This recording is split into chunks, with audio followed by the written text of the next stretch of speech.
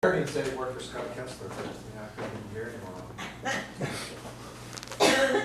He was not an Irish chieftain that I've come across anywhere. Sounds like an English name. Anyway, tonight we're going to talk about the O'Donnells, the chieftains O'Donnells and the O'Donnell clan, and who they were, and when they started and when they...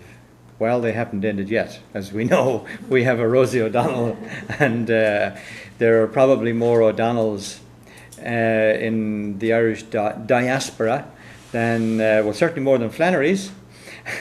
But they're right up there with O'Neills, probably, and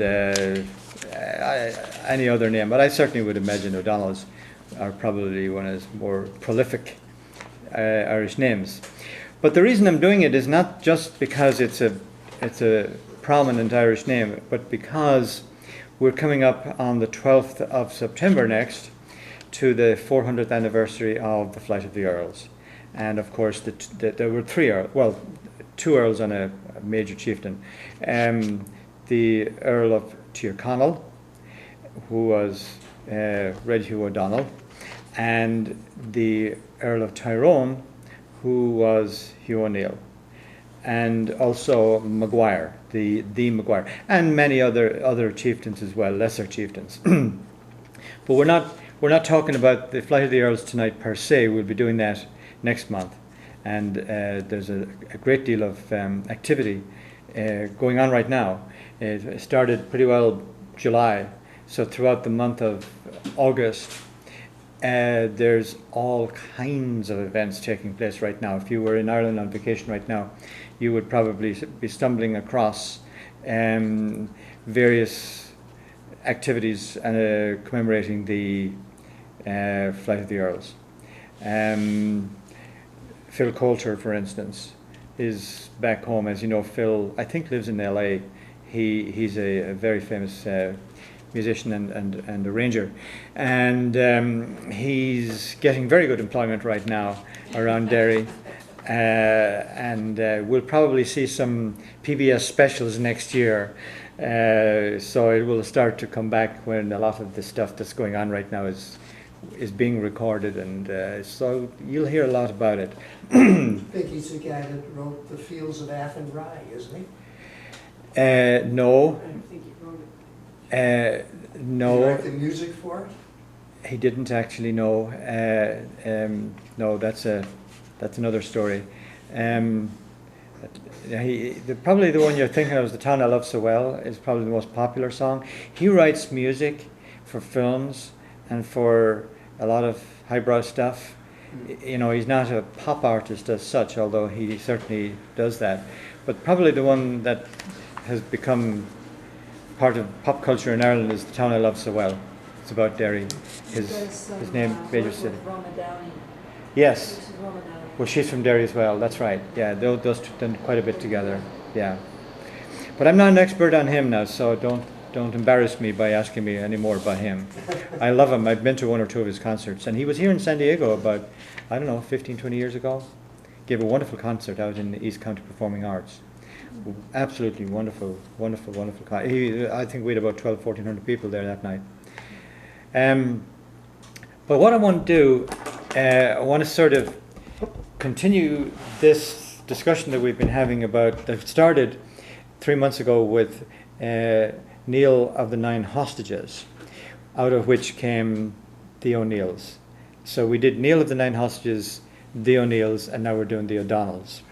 So that was kind of my plan to lead up to the Flight of the Earls, so that we know who the Earls were, or who they were that fled.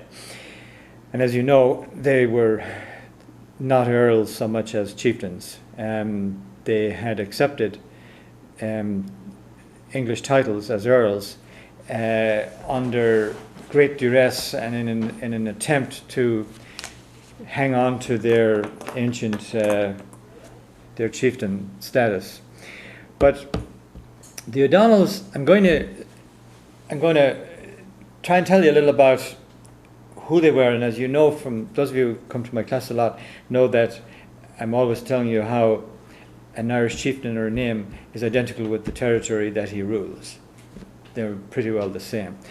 So you might be wondering, well, how come the O'Donnells are the chieftains of Tirconnell? So I'll certainly explain that to you in a moment. And I'll try and tell you a little about the O'Donnell name, where it comes from and what it means. But overarching all of that is a consciousness which to me emerges from what we know of them. Their consciousness, not ours, but their consciousness of who they were. And I find that absolutely amazing and extraordinary, that they had this incredible, clear awareness or idea of who they were and who the Gael were or was, as they call them. They kind of, I have a little problem with the singular and the plural to this day, and it seems that's part of our culture. The Gael is the Gaelic people, and like the O'Donnell is the chieftain of the O'Donnell, but it also means the territory and the people. But I want to start at the end, so to speak, at something which will set the stage of an extraordinary thing that happened when Red Hugh O'Donnell fled.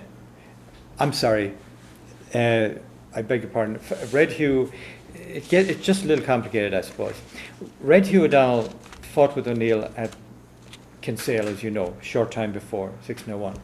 And he never came back from Kinsale. O'Neill and the Maguires and the various chieftains, they went back up north because what they were scared of was that now that they had lost the battle in the south, that Mountjoy and the English would attack their homelands. So they doubled back very quickly to try to preserve their homelands, and they were certainly wise and had to do that. So they were in a bad shape. But O'Donnell didn't. I want to get my facts right here now, because I could make a mess of this here if I don't get it right. But Red Hugh O'Donnell was the O'Donnell. He was the chieftain at the time of the Battle of Kinsale.